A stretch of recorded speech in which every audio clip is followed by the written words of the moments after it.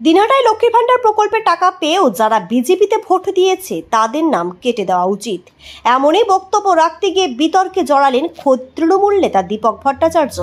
প্রসঙ্গত, গতকাল শনিবার বিকেলে দিনহাটার সুকানুর কুঠিতে 21শে জুলাই কলকাতার ধর্মতলায় তৃণমূলের শহীদ দিবসকে সফল করার লক্ষ্যে প্রস্তুতি সভায় বক্তব্য রাখতে গিয়ে দীপক ভট্টাচার্য বলেন, লক্ষ্মীর ভান্ডার প্রকল্পের টাকা পাওয়ার পরেও যারা তৃণমূলকে ভোট না দিয়ে বিজেপিকে ভোট দিয়েছে তাদের মধ্যে কিছু নাম কেটে দেওয়া উচিত।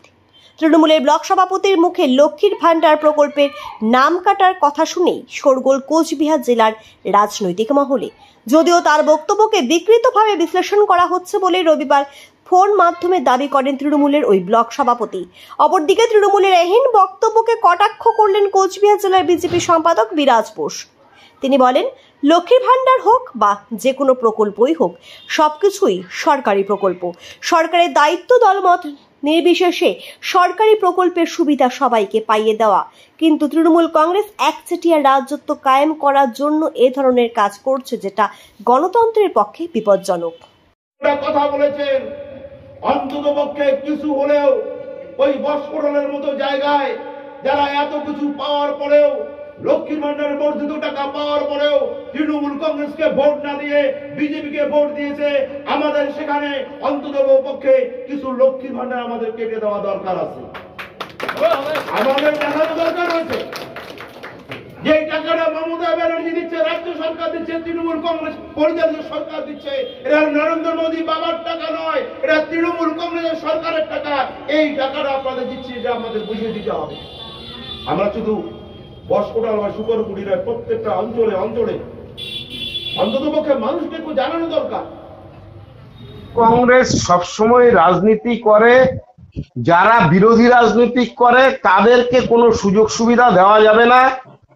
এবং এরা কিন্তু তৃণমূল কংগ্রেসের যে মন্ত্রী, সে কিন্তু সকলেরই মন্ত্রী, বিরোধী দলের কার্যকর্তাদেরও মন্ত্রী। এই যে ইচ্ছাকৃতভাবে সরকারি সাহায্য প্রদান থেকে এদেরকে বঞ্চিত করার তৃণমূল কংগ্রেসের একটা টেন্ডেন্সি, এটা গণতন্ত্রের পক্ষে বিপজ্জনক। ওরা বিরোধী শূন্য করে দিতে চাইছে, যেটাও গণতন্ত্রের পক্ষে বিপজ্জনক। তাই আমরা চাই,